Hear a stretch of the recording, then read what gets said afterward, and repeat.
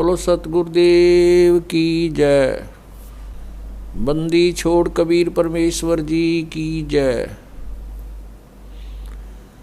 बंदी छोड़ गरीबदास जी महाराज जी की जय की जय।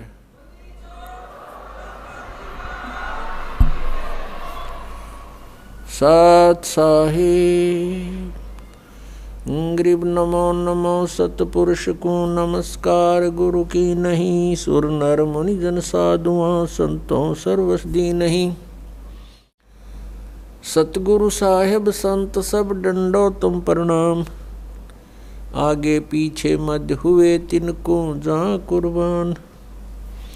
नराकार निर्विषम काल जाल वैभंजनम। निर्लेपम निज निर्गुणम अकल अनुपवेशोन्दुनम। सोहम सुरति समाप्तम सकल समाना नीरतलय।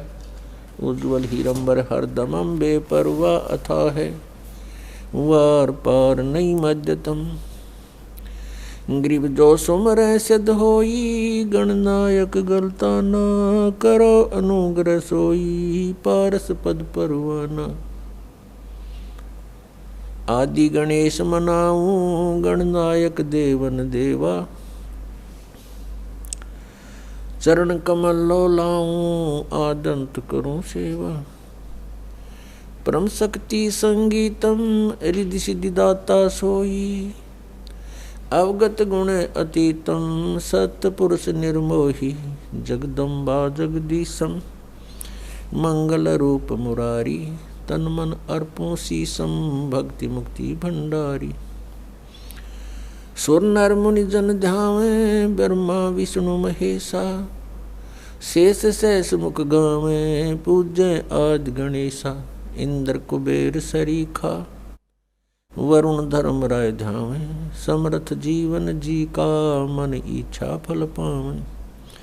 33 कोटि आधारा ध्यावे शेष 88। उतरे भव जल पारा कट है यम की फांसी। 33 कोटि आधारा ध्यावे शेष 88। उतरे भव जल पारा कट है यम की फांसी।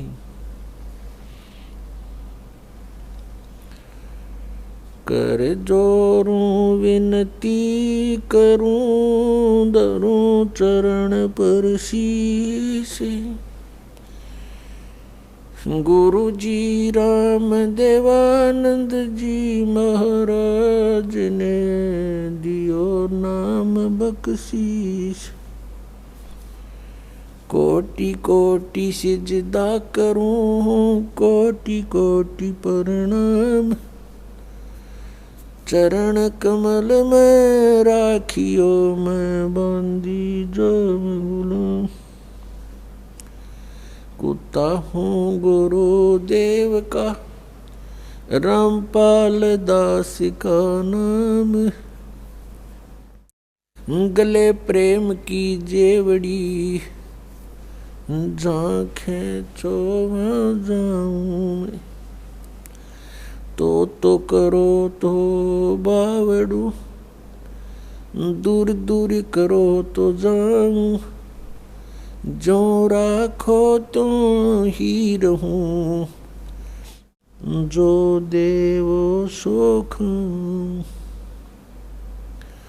जय इब के सतगुरु मिले सब दुख आँखों रोए। चरणों ऊपर शीश धरूं कहूँ जो कहनी हो।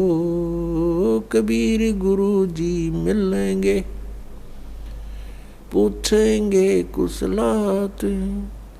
आदि अंत की सब कहूँ अपने दिल की बात।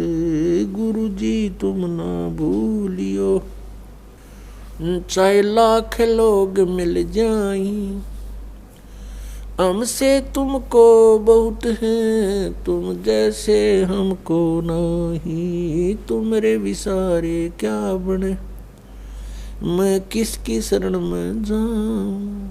शिव बिरंच मुनि नारदा तिनके हृदय न समाऊं। अवगुण किए तो बहुत किए, अवगुण किए तो बहुत किए, करत नव निहार। बावे बंदा बख्श दियो, बावे गर्दन उतार। अवगुण मेरे बाप जी, बख्शो गरीब नवाज। जो मैं पूत कुपूत हूँ, बोहर पिता को लाज। मैं अपराधी जन्म का, नक से भरे विकार। तुम दाता दुख भंजना, मेरी करो संवार। सूरत करो मम साइया, हम हैं भव जल माही। आप ही बह जावांगे, जो तुम न पकड़ोगे बाण। हे बंदी छोड़ दयाल जी, तुम तक हमारी दौड़े। जैसे काग जहाज का, अब सूझत और न ठोरे। परम पिता परमात्मा पूर्ण ब्रह्म कबीर परमेश्वर जी की असीम कृपा से आज हम सबको ये सत्संग सुनने को मिला।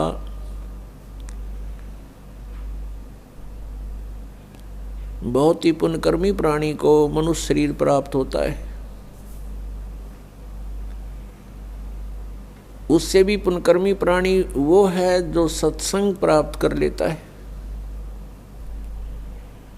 पुण्यात्माओं, आप सभी उन विशेष पुण्यात्माओं में से हो।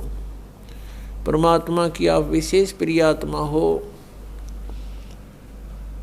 जो सत्संग सुन रहे हैं। सत्संग में आने से हमें ज्ञान होता है कि हमारा जन्म हुआ किस लिए, हमारा जन्म हुआ तो मृत्यु क्यों हो रही है। हम सारा जीवन जिन भी वस्तुओं को कलेक्ट करने में लगा देते हैं, कोई मकान बनाया है, कहीं कोई कार खरीदी है, कितने कोई मोटरसाइकिल ली है और अन्य बहुत सा सामान हम इकट्ठा करते हैं और फिर हम तुरंत मर जाते हैं, मृत्यु हो जाती है। हम सारा जीवन यही सोचते रहते हैं कि ये घर मेरा है, ये परिवार मेरा है, ये पुत्र मेरा है या बेटी मेरी है, ये कार मेरी है या कोठी मेरी है। मृत्यु के तुरंत बाद इस शरीर का अंतिम संस्कार कर दिया जाता है और जीव का पता नहीं वो कहाँ चला जाता है। तो ये हमारा कहाँ था, ये हमारा कैसे हुआ, ये प्रत्येक प्राणी को ये ज्ञान है कि मृत्यु बहुत बुरी चीज है और सभी मृत्यु से डरते हैं और मृत्यु कंपलसरी। तो ये ऐसा क्यों हो रहा हमारे साथ कि हम मृत्यु से डरते हैं। अपने शरीर की रक्षा के लिए हम अपने प्रॉपर्टी को भी बेच करके ट्रीटमेंट पर लगाना उचित समझते हैं ताकि हमारा जीवन बना रहे। और सब कुछ करने के उपरांत भी एक दिन मृत्यु होनी ही होनी है और ये मृत्यु हमें बिल्कुल खटकती है, कतई नहीं अच्छी लगती। इसका कारण क्या है? कभी माइंड पर थोड़ा बहुत हम विचार करने की सोचते, वजन डालते हैं तो कोई विकल्प नजर नहीं आता था। क्योंकि हम देखा करते थे कि जिनको हम भगवान मानते हैं वो भी मरे, श्री राम श्री कृष्ण, और उनकी मृत्यु देखी जाए तो बहुत आम व्यक्ति से भी गलत ढंग से हुई। भगवान श्री रामचंद्र जी ने सरयू नदी में जल समाधि ली जीवित। भगवान श्री कृष्ण जी के पैर में विषाक्त तीर मार के उनका वध हुआ। तो अब हम सोचने पर विवश हो चुके कि ये ऐसा क्यों हो रहा है। पहले तो हम इतना वजन नहीं देते थे क्योंकि हम सोच लेते थे मृत्यु होगी, लेकिन अभी नहीं। कोई 20 वर्ष का है, कोई 30 वर्ष का है, वह सोचता अभी थोड़ा मरना। मेरी तो 60, 70, 80, 90 वर्ष की उम्र बताते हैं। और जो 80, 90 तक पहुंच चुके हैं उनसे पूछकर देख लो, वो भी नहीं चाहते मृत्यु हो। कहते हैं अभी तो और 10-20 वर्ष है, 100 वर्ष तो जीते ही हैं। और कभी भी मृत्यु हो जाती है तो हमारा जो एस्टीमेट था वो गलत हो गया। तो हमारा एस्टीमेट एक जीव का एस्टीमेट है, अप्रोक्सीमेशन है। तो इसके लिए हमने परमेश्वर के द्वारा दिए गए उस ज्ञान पर चलना पड़ेगा, तभी हम सफल होंगे। अब हम मृत्यु को बिल्कुल पसंद नहीं करते, मृत्यु हो रही है। इसका कारण क्या है? क्योंकि हम ऐसे स्थान से आए हुए हैं जहां मृत्यु नहीं होती थी और वृद्ध अवस्था भी वहां नहीं थी। प्राणी मनुष्य जीवन प्राप्त करके बुढ़ापा पसंद नहीं करता और कंपलसरी मृत्यु पसंद नहीं करता, कंपलसरी होगी। तो ये वहां नहीं थी जहां से हम आ गए अपनी गलती करके। अब चाहे कोई 70-80 साल वर्ष का हो गया है, वो भी नहीं सोचा मैं युवा दिखाई दूं। और किसी अच्छा कोई सेठ है या कोई राजनेता है, पैसे का ब्योंत है, विदेशों में जा करके, फॉरेन में जाके और पूरी अपनी स्किन वो कराते हैं, चेहरे की दोबारा उसकी बढ़िया मेकअप बनवा का सर्जरी करवा के और युवा दिखाई दूं। कितने दिन हो गया सर्जरी कामयाब, और फिर कभी गोली से मारा जा, एक्सीडेंट दुर्घटना मर जाता हुआ रहेगी, मेकअप बड़ी बनाई। तो जो हमने इस मिट्टी से लाभ लेना था उसका हमने पता नहीं चला, इसको कैसे सदुपयोग करें। हम ऐसे लोक में रहते थे जहां वृद्धावस्था नहीं आती थी, सदा युवा रहते थे और मृत्यु नहीं होती थी। और जब तक हम उस स्थान पर नहीं डालेंगे तब तक ये रोग कटे नहीं या समस्या समाधान हो नहीं सकता। उसके लिए जानकारियां सत्संग में बताई जाती है। क्या बताया जाता है? तू कौन कहाँ से आने फंदा, देखो आगे बेरानी क्यों जलता। तू कौन कहाँ से आने फंसा, यहाँ आगे बेरानी क्यों जलता। चल थीर करूं अवगत नगरी, जहाँ चौर सुहंगम अजब ढूरता। क्या बताते हैं कि तू कहाँ से आके फंस गया और यहाँ बिरानी आग में जल रहा है। और परमात्मा कह रहे हैं कि चल तुझे वहाँ ले चलता हूँ जहाँ जीव कभी नहीं मरता। उस लोक में चलो जहाँ जाने के बाद फिर कभी मृत्यु नहीं होगी। वो सत्यलोक है। सत्यलोक से हम सभी आए हुए हैं और यहाँ हम कैसे आगे, हमसे कौन सी भूल बनी थी, ये भी परमात्मा ने ही आकर हमें याद दिलाई है।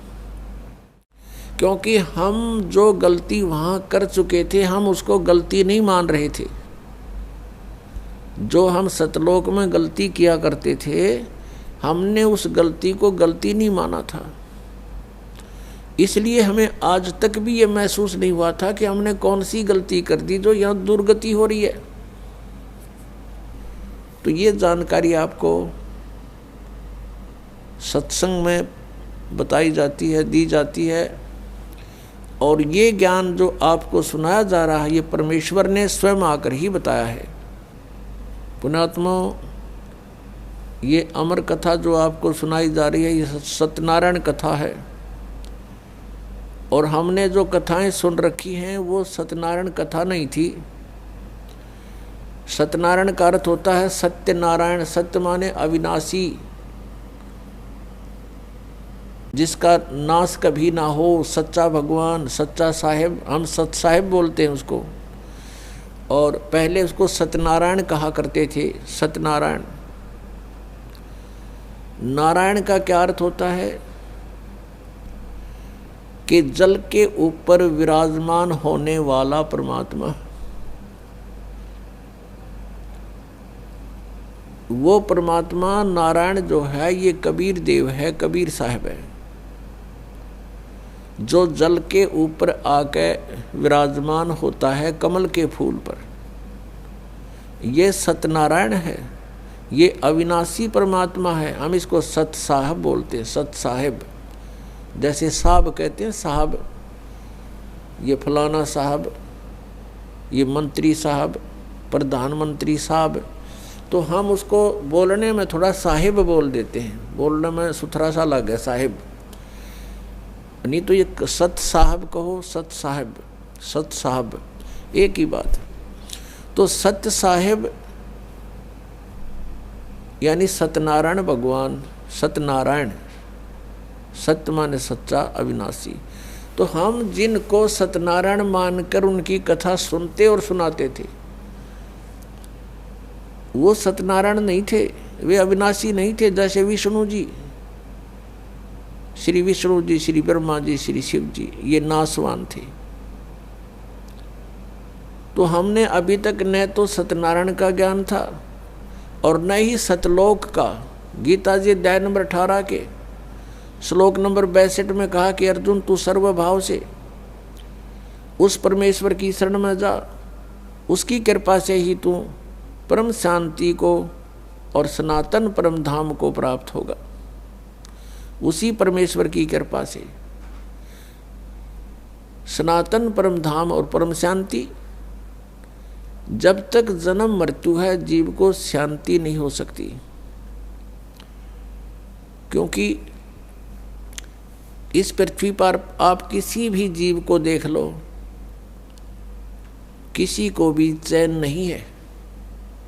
हम राजा लोगों को ये समझते थे ये बड़े सुखी हैं, इन जैसा दुखी धरती पर इंसान नहीं। ये सत्कर मान लेना। अब इनके बस की बात नहीं, ये राज ना करें, क्योंकि इनके भाग में लिख रखा है, इसकी इनकी किस्मत है, पिछले पुण्य है। उन पुण्यों के प्रतिफल में उनको ये समस्या मिली हुई है। देखो, एक छोटे से परिवार का एक मुखिया होता है जिसमें 5-7 सदस्य होते हैं। उनकी व्यवस्था में वो कितना दुखी रहता है। किसी कोई बीमार हो गया, किसी के कपड़े लेने हैं, किसी की फीस भरनी है, फिर विवाह के योग्य हो गए, विवाह ना हुआ तो चिंता होगी, तो फिर आगे मनमाने और समस्या, पुत्र ना हुए उनका तो समस्या। तो कहने का भाव ये है, वो एक ही छोटे से परिवार के पोषण में रात को भी सपने में भी दुखी रहता है। और राजा तो एक बहुत बड़े क्षेत्र का मुखिया बन जाता है, पिता बन जाता है। राजा प्रजा का पिता होता है और उसको कितनी चिंता रहती है, कहीं फ्लड आ गया है तो राजा को धक्कदेसी होगी, कि दुर्घटना होगी तो उसी को समस्या होती है। कहीं कुछ बनाना है, कहीं कोई अशांति फैल गई है, कोई MLA खिसकन की सोच रहा है तो नींद आवा नहीं। तो यहाँ कहते हैं परमात्मा कि यहाँ शांति नहीं किसी प्राणी को। राजा लोग, निर्धन तो सोचता है धनवान सुखी, धनवान सोचते हैं कि राजा सुखी। राजा सोचता है कि भाई स्वर्ग में बतावें सुख तो वहाँ होगा, ये सत्कर मान लेना आप। इन राजा लोगों को सुख नाम की चीज नहीं है, सपने में भी नहीं सुख इनको। और फिर ये सोचते हैं स्वर्ग में सुख है। जिन बकवादों को हम सुख मानते हैं वो सुख नहीं है। परमात्मा कहते हैं झूठे सुख को सुख कहे, ये मान रहा मनमोद, ये सकल जबीना काल का कुछ मुख में कुछ गोद। बेटा जाया खुशी हुई बहुत बजाए थाल, ये तो आना जाना लगा हुआ है जो कीड़ी का नाड़।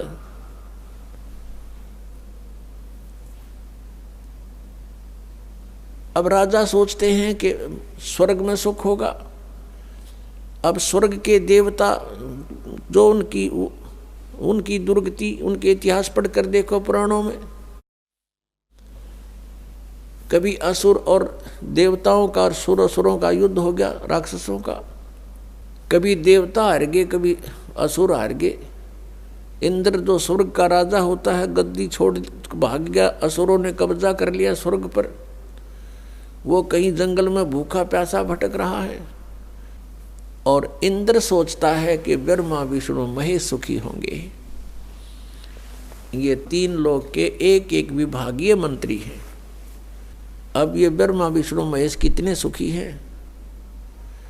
श्री विष्णु जी के अवतार श्री कृष्ण जी, श्री रामचंद्र जी, श्री रामचंद्र के रूप में राजा दशरथ के घर जन्म जब श्री विष्णु जी का हुआ, युवा हुए, युवा होते विवाह हुआ, विवाह होते ही वनवास हुआ, वनवास से सीता का हरण हुआ, यानी उसकी पत्नी का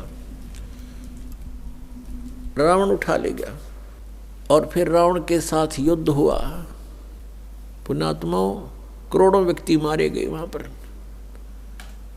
तब सीता की वापसी हुई। वापसी आने पर बड़ी खुशी बनाई, नगरी में दीप जलाए गए घी के। सीता के वापस, श्री राम के वापस आने पर, सीता लौटा लाने पर। और कुछ दिनों के बाद सीता जी का निष्कासन कर दिया श्री रामचंद्र जी ने स्वयं ही। किस बात पर के एक धोबी ने व्यंग कस दिया। वो अपनी पत्नी को धमका रहा था रात्रि के समय। वो किसी उस आपस में कहा सुनी होने से उस धोबी की पत्नी घर से बाहर चली गई थी कहीं अपने रिश्तेदारी में। फिर वो वापस लेकर आया तो उसको धमका रहा था कि मैं तुझे घर नहीं रखूंगा, तू 3 दिन कहाँ रही। मैं दशरथ के पुत्र जैसा नहीं हूं जो वहां पर 12 वर्ष तक रावण के पास रही, उसको फिर घर ले आया। उधर से श्री रामचंद्र जी राजा थे अयोध्या के। पहले राजा लोग अपनी प्रजा के दुख सुखों को स्वयं ही जाना करते थे। रात्रि के अंदर वेश बदल कर घूमा करते थे।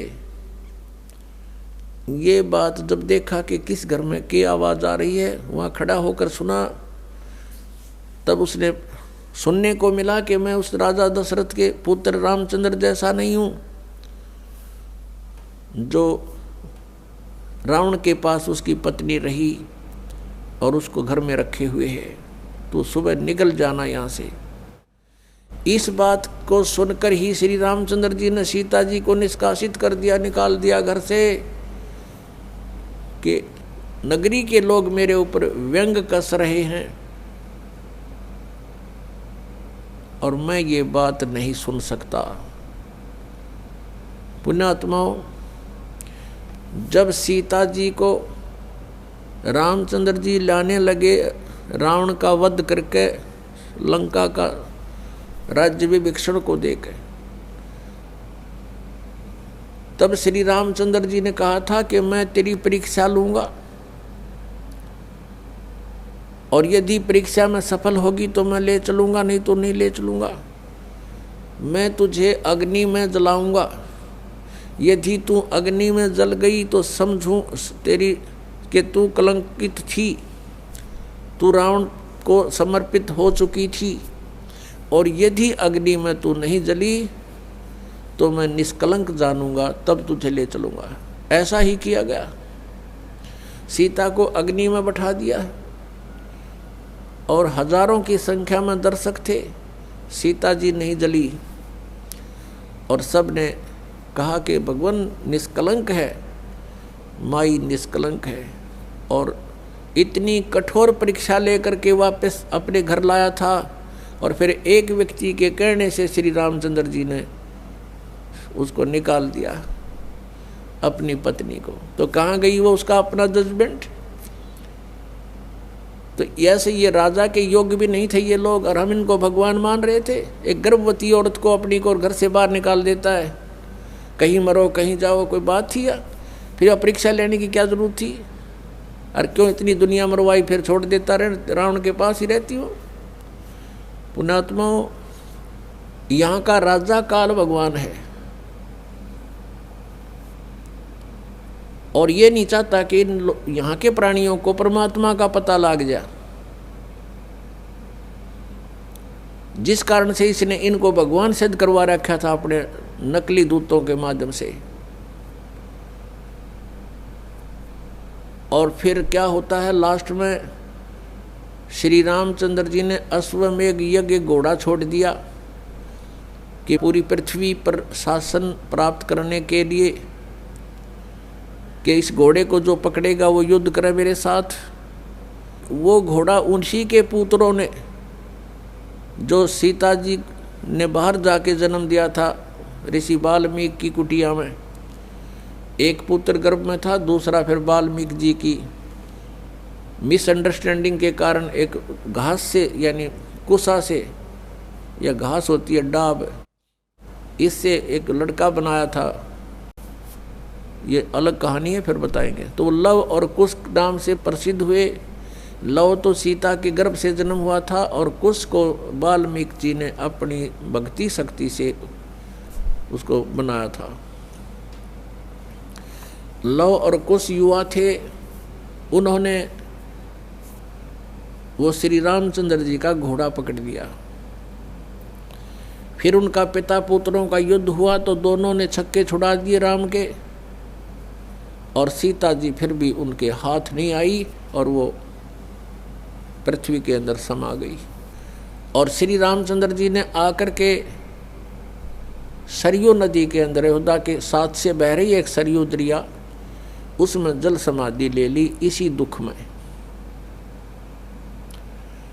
अब श्री कृष्ण जी का इतिहास देख लो। श्री विष्णु जी अवतार, श्री कृष्ण जी श्री राम वाली, श्री रामचंद्र जी के जीवन वाला भोग भोग के वो प्राणी श्री कृष्ण रूप में फिर जन्म हुआ। सारा जीवन दुखी रहा श्री कृष्ण, सारा जीवन जेल में जन्म हुआ, माता पिता कैद में, कभी मामा शत्रु हो गया, कभी पूतना मारने जा रही है, कभी केसी, कभी चाणोर शत्रु हो गया, कभी जरासेंग लड़ने को आ रहा है, कभी शिशुपाल से युद्ध हो रहा है, कवासुनी हो रही है, और कभी फिर कल्यवन आ रहा है। इस दुख में श्री कृष्ण जी ने मथुरा का त्याग कर दिया और ऐसे स्थान पर रहने लगे जहाँ कोई ना पहुँच सके। समझदार व्यक्ति यही सोचते हैं, राड से बाढ़ अच्छी होती है, झगड़े से बचाव अच्छा होता है। श्री कृष्ण जी उन सबको भी मार सकते थे, क्योंकि वो त्रिलोक के में एक विभागीय मंत्री है, एक विशेष शक्ति होती है प्राणी में, वो उनके अंदर शक्ति थी। लेकिन यही सोचा था कि किस किस ने मारूं, या तो सबकी बुद्धि भ्रष्ट। तो श्री कृष्ण जी ने द्वारका बनाई। समुद्र के बीच में एक टापू था जिसका केवल एक गेट था, द्वारिका, एक द्वार की नगरी। और ये सोच करके वहाँ यदि इतनी दूर, पहले तो कोई आवेगा नहीं, ऐसे स्थान पर जा रहे हम, और वहाँ कोई आवेगा युद्ध करने तो हम एक ही तरफ से उसका सामना कर सकते हैं, इसलिए एक गेट था उसका, और बाकी 3 समुद्र था 3 तरफ। तो वहाँ श्री कृष्ण जी चले गए, अपना अधिकतर सारा ही जीवन वहाँ व्यतीत किया। यहाँ तो ज़्यादा से ज़्यादा 18 साल के 20 वर्ष के तक यहाँ रहे थे द्वारका में, और बाकी फिर लगभग 200 वर्ष तक जिए थे श्री कृष्ण जी, और बाकी का समय द्वारका में व्यतीत किया था उन्होंने। तो अब ये जो लोग अनजान संत ऋषि, ये गुरु नकली हमें भ्रमित करते हैं कि द्वारका का उस गोवर्धन का की परिक्रमा करनी चाहिए और वृंदावन अवश्य जाना चाहिए, मथुरा में अवश्य जाना चाहिए, वहाँ हमारे भगवान ने लीला की है, उनके चरण कमल टिके हैं, वहाँ घूमा करते थे, स्नान किया करते थे। अरे श्री कृष्ण जी यहाँ तो 20 वर्ष रहे थे इस मथुरा में, बाकी 180 साल तो वहाँ रहे हैं द्वारका में, और वहाँ का नामो निशान मिट गया उस द्वारका को। इसलिए वहाँ ख़त्म की द्वारका, समुद्र में डूब गई श्री कृष्ण जी की मृत्यु के बाद, और यादों का विनाश हो गया था, आपस में लड़के मर गए थे, और जो बाकी शेष औरतें बची थी उनको अर्जुन ले आया था, सब खाली हो गई थी द्वारका। उसके बाद वो समुद्र ने डबो दी थी, अंदर चली गई। कारण यही था कि भगवान ने सोचा कि यहाँ आएंगे फिर ये धक्के खान द्वारका में इतनी दूर, इसलिए उसका नामो निशान मिटवा दिया था। अगर आज द्वारका होती तो ये नकली कहते द्वारका में भगवान रहे थे, वहाँ जाया करो, वहाँ बहुत पुण्य होता है। उस द्वारका में तो सत्यानाश होया था, सारे यादव कटका मर गए थे वहाँ पर। आज भी जाते हैं वहाँ बहुत से श्रद्धालु। तो कहने का भाव यह है कि जब तक आत्मज्ञान बिना नर भटके, इस तत्व ज्ञान बिना नर भटके, कदे मथुरा कदे काशी। फिर श्री कृष्ण जी का फिर कैसे अंत हुआ?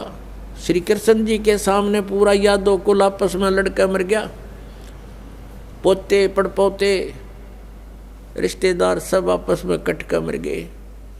और वो सारा सांग देख कर, वो सारा अनर्थ देख कर जब श्री कृष्ण जी की मृत्यु हुई, एक परिवार के सामने एक आधे की मृत्यु हो जाती है, उसका कलेजा फट जाता है, रो रो के पागल हो जाता है इंसान। तो पुण्यात्माओं, आज तक हमें सत्यनारायण कथा नहीं मिली थी, और ये सत्य कथा है। सत्यनारायण का अर्थ है सच्चा भगवान, और सच्चे भगवान की सच्ची कहानी, सच्ची कथाएं। तो प्रसंग चल रहा है कि परमात्मा ने बताया कि तुम जब तक जन्म और मृत्यु के अंदर हो, सुख नहीं हो सकता, शांति नहीं हो सकती। अब इंद्र सोचता है ब्रह्मा विष्णु महेश सुखी होंगे। अब इन ब्रह्मा विष्णु महेश की आप देख रहे हो, श्री राम की, श्री विष्णु जी की, श्री कृष्ण जी की कैसे दुर्गति हुई। श्री कृष्ण यानी ब्रह्मा विष्णु महेश सोचते हैं कि परमात्मा कोई और है, हम सुखी नहीं हैं। अब प्रसंग चल रहा है कि सत्यनारायण कथा जो है, सत्यनारायण का अर्थ है अविनाशी परमात्मा। ब्रह्मा विष्णु महेश ये सत्यनारायण नहीं है। श्री विष्णु जी को हम सत्यनारायण जानकर किसकी कथा सुना और सुनाया करते थे, सुनते और सुनाते थे। आपको दिखाते हैं कि श्री ब्रह्मा जी, श्री विष्णु जी, श्री शिव जी ये सत्यनारायण नहीं थे, अविनाशी भगवान नहीं थे, ये नाशवान थे, इनकी जन्म मृत्यु होती थी। एक झलक दिखाएंगे आपको, समझदार को संकेत बहुत होता है। देखिएगा, श्रीमद् देवी भागवत, श्रीमद् देवी भागवत गीता प्रेस गोरखपुर से प्रकाशित है। ये इसके संपादक हैं हनुमान प्रसाद पोदार, चिमन लाल गोस्वामी। ये कहाँ से मुद्रित है? प्रकाशक एवं मुद्रक हैं गीता प्रेस गोरखपुर, गोविंद भवन कार्यालय कोलकाता का संस्थान। इसका एक थोड़ी सी झलक दिखाते हैं। 123 पृष्ठ, तीसरा स्कंध, 123 पृष्ठ है, ये तीसरा स्कंध है। भगवान विष्णु, श्री विष्णु जी अपनी माता दुर्गा की स्तुति करते हुए बता रहे हैं, तुम शुद्ध स्वरूपा हो, ये सारा संसार तुम इसे उद्भासित हो रहा है। मैं ब्रह्मा और शंकर हम सभी तुम्हारी कृपा से विद्यमान हैं। हमारा आविर्भाव और तिरोभाव हुआ करता है। आविर्भाव माने जन्म और तिरोभाव माने मृत्यु। हमारा तो जन्म और मृत्यु हुआ करता है। केवल तुम ही नित्य हो, जगत जननी हो, प्रकृति और सनातनी देवी हो। ये प्रकृति दुर्गा को कहते हैं, ये भी ध्यान रखना। ये गीता जी में काम आओगा आपका। भगवान शंकर बोले, देवी यदि महाभाग विष्णु तुम्ही से प्रकट हुए हैं तो उनके बाद उत्पन्न होने वाले ब्रह्मा भी तुम्हारे बालक हुए। फिर मैं तमोगुणी लीला करने वाला शंकर क्या तुम्हारी संतान नहीं हुआ? अर्थात मुझे भी उत्पन्न करने वाली तुम ही हो। ये स्पष्ट हो गया। शंकर भगवान कहता है कि मैं जब ब्रह्मा भी आपसे उत्पन्न हुआ तो उसके बाद मेरी उत्पत्ति हुई, क्या मैं आपका बच्चा नहीं हुआ? मुझे भी उत्पन्न करने वाली तुम ही हो। शिवे संपूर्ण संसार की सृष्टि करने में तुम बड़ी चतुर हो। ये शिवे उसी को बोलते हैं, दुर्गा को। इस संसार की सृष्टि, स्थिति और संहार में तुम्हारे गुण सदा समर्थ हैं। उन्हीं तीनों गुणों से उत्पन्न हम यानी ब्रह्मा, विष्णु एवं शंकर, रजगुण ब्रह्मा, सतगुण विष्णु, तमगुण शिव जी, शंकर भगवान नियमानुसार कार्य में तत्पर रहते हैं। अब इस पवित्र पुराण ने, इस श्रीमद् देवी भागवत पवित्र पुराण ने 4 कंसेप्ट क्लियर कर दिए। एक तो ये कि ब्रह्मा विष्णु महेश नासवान है, इनकी जन्म मृत्यु होती है, ये सत्यनारायण नहीं है। और दूसरा ये हो गया कि दुर्गा इनकी माता है तीनों की। तीसरा ये हो गया कि रजगुण ब्रह्मा, सतगुण विष्णु, तमगुण शिव जी। और चौथा कंसेप्ट ये क्लियर हो गया कि ये केवल नियमित कार्य ही कर सकते हैं, यानी जिसके भाग्य में जो कुछ लिखा है उतना ही दे सकते हैं। दुख है तो दुख ही देंगे, ये उसमें परिवर्तन नहीं कर पाओगे। और सुख है आपके भाग्य में तो उसको भी यदि आप इनकी भक्ति करते हो तो निर्बाध दिला देंगे। लेकिन ये कर्म, आपके कर्म में दुख है तो उसको परिवर्तन नहीं कर सकते, या किसी भी प्रकार के पाप कर्म दंड का नाश नहीं कर सकते। ना संचित कर्म को नाश कर सकते और न ही ये प्रारब्ध के कर्म का नाश कर सकते।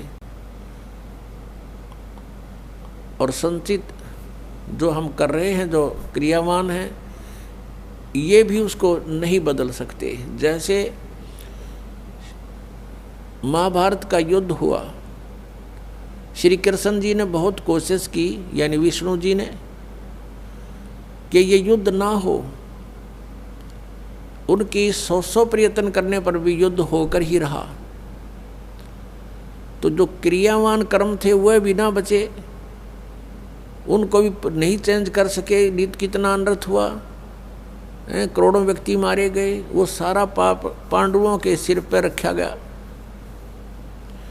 और प्रारब्ध के कर्म को ये अपना भी नहीं काट सकते। प्रारब्ध तो दूसरों का नहीं कैसे काटेंगे। जैसे श्री राम रूप में श्री रामचंद्र जी ने सुग्रीव के भाई बाली को मारा था, धोखा देकर वृक्ष की ओट लेकर तीर मारा था। उसका भी बदला देना पड़ा, वो भी कर्म दंड भोगना पड़ा। उसके प्रारब्ध में लिखा गया वो कर्म श्री कृष्ण रूप में। जो बाली वाली आत्मा थी वो तो एक शिकारी बना, और श्री राम वाली आत्मा श्री कृष्ण बने। और श्री कृष्ण जी का वध विषाक्त तीर यानी जहर से बुझे हुए तीर मार कर उस एक शिकारी ने उनका वध किया। तो उनका अपना भी कर्म भोगना पड़ा उन भगवानों को, जिनकी हम गुण गाया करते थे, जिनको सर्वशक्तिमान बताया करते थे। तो वो भी सर्वशक्तिमान नहीं पाए, ये अविनाशी भी नहीं पाए, क्योंकि इनकी जन्म मृत्यु होती है। इनके पिता कौन है? इनके पिता काल रूपी ब्रह्म है। पुण्यात्माओं, सत्संग के अंदर परमात्मा की याद दिलाई जाती है, आत्मा और परमात्मा की स्थिति बताई जाती है, कौन से कर्म अच्छे हैं कौन से बुरे हैं ये याद दिलाई जाती है। और आपको जो मिशन से जुड़ता है, जो भगवान चाहता है, उसको स्ट्रिक्टली कहा जाता है कि ये पाप नहीं करोगे, ऐसा नहीं करोगे तो तुम सफल होगे, सच्चाई है ये। तो फिर वो आपके क्रियावान कर्म भी बदलवा दिए जाते हैं। जैसे कोई शराब पीता है, कोई चोरी करता है, कोई मिलावट करता है, कोई जारी करता है, कोई और बकवाद करता है, वो सब छुटवाई जाती है। वो क्रियावान कर्मों को भी चेंज कर दिया जाता है। प्रारब्ध के अंदर आपकी किस्मत में कोई ज़बरदस्त दुख है, उसको भी परमात्मा हल्का करके नाश कर देते हैं। परमेश्वर शरण में आने से आई टले बला, और जय मस्तिष्क में जय भाग्य में सूली होवा काटे में डर जा। यदि आपके भाग्य में कहीं मृत्यु दंड लिखा हो, कहते कांटा लाग के, मनमाने ठोकर लाग के, अंगूठा फूट के जीवन बच जा, इतना हल्का करके परमात्मा वो कबीर परमेश्वर आपके प्रारब्ध में लिखे हुए पाप कर्म का विनाश कर देते हैं। और संचित जो कर्म आपके वहाँ रखे हैं डिपॉजिट, उसका भी नाश कर देते हैं। क्या बताते हैं परमेश्वर अपनी महिमा, आप ही बताओ आकर के। जब ही सतनाम हृदय धरो, भयो पाप को नाश, जैसे चिंगारी अग्नि की भाई पड़े पुराने घास। हमारे संचित कर्मों का ढेर लगा पड़ा है। हम आप जी को अब मिली है सत साधना, जो सच्ची साधना करनी चाहिए थी। इस सत साधना को ना करके हम जितने भी क्रियाएं करते थे वो शास्त्र विधि को त्याग कर मनमाना आचरण था, वो भगवान के विधान के विपरीत था। श्रीमद् भगवत गीता अध्याय नंबर 16 के श्लोक नंबर 23 में लिखा कि अर्जुन, शास्त्र विधि को त्याग कर जो मनमाना आचरण करते हैं, अर्थात मनमानी पूजाएं करते हैं, शास्त्र जो शास्त्र अनुकूल नहीं है, तो उनकी न तो गति होती है और न ही उनको कोई सुख होता है और न ही उनको कोई सिद्धि प्राप्त होती है, अर्थात यूजलेस। और इन तीन कामों के लिए ही हम भगवान की भक्ति करते हैं। और वही उन साधनाओं से कोई लाभ नहीं होता जो शास्त्र विधि को त्याग कर मनमाना आचरण करते हैं।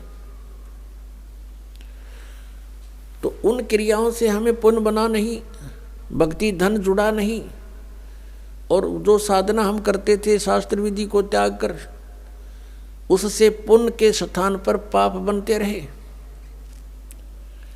हम जिस लोक में रह रहे हैं ये काल का लोक है, यहाँ सुख नहीं, यहाँ तो सारा निर्दयी कार्य है इस भगवान का। क्योंकि जिसका नाम काल है, जो है ही कसाई, तो वहाँ सुख कैसे हो सकता प्राणी को। अब इसने ये खुद कहता गीता जी अध्याय नंबर 11 के श्लोक नंबर 32 में श्रीमद् भगवत गीता में कि अर्जुन, मैं काल हूँ और सबको नष्ट करने के लिए प्रवृत्त हुआ हूँ। अर्जुन 11वें अध्याय के 21वें श्लोक में कह रहा है कि ये भगवान, आप तो देवताओं को भी खा रहे हो, आप तो ऋषियों के भी खा रहे हो, और इस ऋषियों का समुदाय आपके आगे हाथ जोड़ रहा है, मंगल हो, बख्श दो, आप तो इनको भी खा रहे हो। ये कहता मैं तो काल हूँ भाई, मैं ना छोड़ दूँ किसी ने, और तू ना युद्ध करेगा तो भी मारूंगा इनको, ये तो मार रखे मैंने। तो पुण्यात्मा जो खुद न्यों का मैं काल हूं और उसको हम भगवान मान रहे, हम तो सांप पूज रहे थे, सर्प। अब श्री कृष्ण काल नहीं थे। श्री कृष्ण जी ने इस गीता के ज्ञान से पहले अपने आप को कभी काल नहीं कहा और उसके बाद कभी अपने आप को काल नहीं कहा। ये तो काल जो है ये 21 ब्रह्मांड का स्वामी है और ब्रह्मा विष्णु महेश का ये पिता है। ब्रह्मा विष्णु महेश जी की दुर्गा माता है और ये इसको श्राप लगा हुआ ब्रह्म को इस काल काल कहो चाहे ब्रह्म कहो, ये काल रूपी ब्रह्म भी कहलाता है। तो उस श्रापवश इसने 1 लाख मानव शरीरधारी प्राणी नित आहार करना पड़ता है, और उसके लिए हमें यहां रोक रखा है इसने। अब जैसे कसाई बकरे पालता है, उन बकरों को सब सुविधाएं तो देता है वो, जैसे एक चारों तरफ से उनको बाड़ बना दी, कोई हिंसक पक्षी पशु और ना खा जाए उनको, और चरागाह बनवा दिया उनके लिए, घास फूस बोझड़े झाड़ उड़ा खूब उत्पन्न हो गए। एक तालाब बनवा दिया, एक शेड डलवा दिया घास फूस का, यानी झोंपड़ी, सर्दी लगे तो उसमें आ जाएं, वर्षा आवे तो उसके नीचे खड़े हो जाएं, और चारा खूब बढ़िया उनके लिए उपस्थित होता है। अब वो बकरे ये सोचते हैं कि हमारा जो मालिक है कितना अच्छा है, कैसी सुविधाएं हमें दे रखी हैं, घास दे रखा है खाने को, चरागाह दे रखे हैं, और तालाब बनवा रखा है। अब उन बकरों की इतनी ही बुद्धि काम करती है, लेकिन वो उस समय को भूल जाते हैं जब आता है कहीं से उसको ऑर्डर 20 बकरों का, 10 बकरों का, बकरियों का, तो वो क्या करता है, जाकर के उनसे लेकर डंडा और छांट लेता मोटे मोटे। अब उसमें किसी का बेटा मरो, चाहे किसी की बेटी कटो, चाहे माँ कटो, चाहे बाप मरो, वो ना देखता है किसका बेटा किसकी माँ है, इसकी माँ का क्या हाल होगा, रोएगी, इसका बच्चे रोएंगे, तो वो तो उनको निकाल लाता है, वह नहीं सोचता, उसके मन में भी ना आती है बातें, उसने तो छांटने मोटे मोटे और जाके कड़च करवा देता, कटवा देता है। तो यही हालत आप जी की हमारी यहाँ पर हो रही है। आप देखते हो दुर्घटना में परिवार नाश हो जाता है, वैसे किसी आपदा में जैसे भूकंप आ गया, वहाँ पर अक्षेत्र नष्ट हो जाता है। किसी परिवार के 4 मर गए, 5 मत, किसी के 6 मत, 3 मर गए, कुछ बालक बचे, किसी का बाप बच गया। तो ये स्थिति हमारी यहाँ पर है, जैसे कसाई के बकरों की होती है। और हम ये सोचते हैं देखो कितना अच्छा भगवान है, कितनी अच्छी पृथ्वी दे रखी है, इस पर अच्छे नाना भिन्न भिन्न प्रकार के फल फ्रूट हैं, काजू किस्म सेब संतरे, कभी झरने बह रहे हैं, बढ़िया दरिया बह रही हैं, नीचे जल है, बहुत अच्छा वातावरण है, और हम संतान उत्पत्ति करते हैं और खाता वो है। लेकिन हम सोच नहीं पाए कि ये हो क्या रहा है, ये क्या हो रहा हमारे साथ, क्योंकि हमारी बुद्धि इतनी कमज़ोर बना दी इसने, और ऐसा शरीर में हमें फिट कर दिया कि हम ज़्यादा सोच नहीं सकते। इसमें कभी कुछ हो रहा है, कभी कोई बीमारी या टेंशन, 100 प्रकार की समस्या इसके अंदर। तो ये ज्ञान भगवान ने आके बताया कि तुम यहाँ इस काल के लोक में रह रहे हो और यहाँ तुम सुख खोज रहे हो। तो जो प्रसंग चल रहा है कि ये पाप कर्म का नाश नहीं कर सकते और ये खुद भी दंड भोगते हैं। ब्रह्मा विष्णु महेश के पिता हैं ये काल भगवान, और जो शास्त्र विधि को त्याग का मनमाना आचरण करते हैं, तो हम ऐसे लोक में रह रहे हैं कि उस शास्त्र अनुकूल साधना करेंगे तो कुछ पुण्य तो हो जाएंगे, लेकिन पाप भी पैरेलल होंगे तो वो अलग से लिखे जाते हैं। जब तक हम परम पूज्य कबीर देव परमेश्वर की शरण में नहीं आते, और वो भी परम संत के माध्यम से, नकली संतों से भी परमात्मा से कनेक्ट नहीं हो सकोगे, चाहे वो कबीर पंथी भी कहलाते हैं, क्योंकि उनके पास वो मंत्र नहीं है जिससे परमात्मा हमें लाभ दे सकता है। अब जैसे कोई गणते जांडी काटे तो कोई प्रॉपर वे थोड़ा ही है, वो तो बकवाद है। जांडी काटनी है तो तिखा कुआड़ा चाहिए, कट्टा कट कर दे 1 घंटे में साफ है। और उस गणका लगा रहे होते 10 दिन तक कंडे मोर हो ले। तो साधन ठीक हो परमात्मा के पाने का, परमात्मा मिलेंगे। तो प्रसंग चल रहा है कि जिस लोक में हम रह रहे हैं ये ऐसे निर्दयी का लोक है। आप यहाँ अपने पेट के लिए जा रहे हो, जाना पड़ता है, रास्ते में कीड़ी मकोड़ी ना जाने कितने जीव जंतु आपके पैरों के नीचे कुचले जाते हैं, और ये पता भी होता है और फिर भी नहीं बचा जा सकता हमसे। परमात्मा कहते हैं पृथ्वी ऊपर पग जो धारे और करोड़ जीव एक दिन में मारे। अब कहने का भाव ये है कि जो हम साधना करते थे शास्त्र विधि को त्याग के, उनसे पुण्य तो कोई बना नहीं था क्योंकि वो शास्त्र विरुद्ध होगी, और पाप अपने आप बने थे। जैसे 1 एकड़ जमीन है, यानी कोई 2-4 एकड़ जमीन है, उस जमीन में, उस पृथ्वी पर यदि उस जमीन से हम कुछ लाभ लेना चाहते हैं, जैसे कणक उगाना चाहते हैं, गेहूं चना बाजरा ज्वार कोई भी फसल हम बनाना चाहते हैं, तो उसके लिए हमने एक विशेष प्रयत्न करना पड़ेगा। वो घास पहले वाला काटना पड़ेगा, उसमें कोई झाड़ बोझड़े उग गए हैं वो काट काट के बाहर करने पड़ेंगे, और फिर हल से ट्रैक्टर से यानी परिश्रम करना पड़ेगा और पैसे लगाने पड़ेंगे। अपनी मेहनत से, मजदूरी से या पैसे से उसकी गुड़ाई करनी पड़ेगी। फिर बीज डालना, वो भी पैसा, यानी बीज जो डालेंगे चाहे मोल ला कर डालेंगे या अपने घर से डालेंगे तो वो भी पैसा ही लग रहा है। फिर सिंचाई का, उसके फिर अपनी पर्सनल मेहनत, ये सब इतना व्यय करके और समय भी सारा दिन उसी के चक्कर में लगे रहना, तब जा कर के कहीं फसल बनती है, गेहूं प्राप्त होते हैं। और उसी जमीन, उसी पृथ्वी को आप बिल्कुल ना छेड़ो, कुछ ना करो, उसमें भी फिर भी अपने आप अड़ंगा उग गया होगा, अपने आप इतना कुबाड़ो उसके अंदर उत्पन्न हो जाएगा, वो दिखे भी नहीं पृथ्वी है यहाँ पर, तो वो यूजलेस है।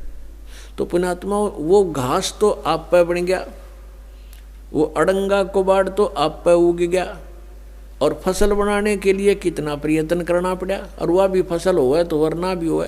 यहाँ के जो साधनाएं थी वो ऐसे टाइप की थी जैसे कोई इंद्र की गद्दी प्राप्त करने के लिए, स्वर्ग का राजा बनने के लिए तप या यज्ञ करते हैं, तो उनकी यज्ञ या तपों को खंड करवा दिया करता था वर्तमान राजा इंद्र। क्योंकि यहाँ राजनीति चलती है, धर्म नीति नहीं चल सकती। धर्म नीति तो परमात्मा के चरणों में आने के बाद हम राज की इच्छा त्याग कर ही धर्म नीति को पर चल सकते हैं, उसको सफल कर सकते हैं। तो इंद्र अपनी राजनीति के आधार से कि कहीं कोई तेरी गद्दी प्राप्त करने की योग्य कोई ऐसा धार्मिक अनुष्ठान ना कर ले, तो उनको खत्म करवा देता था, किसी ना किसी कारण से खंड करवा देता। तो वो समझ ले जैसे किसान यहाँ पर खेती तैयार करता है, ओले आगे या वर्षा फ्लड आ गई, हो गया नाश बने बनाए का, या आग लग जा बनी बनाई फसल गेहूं का।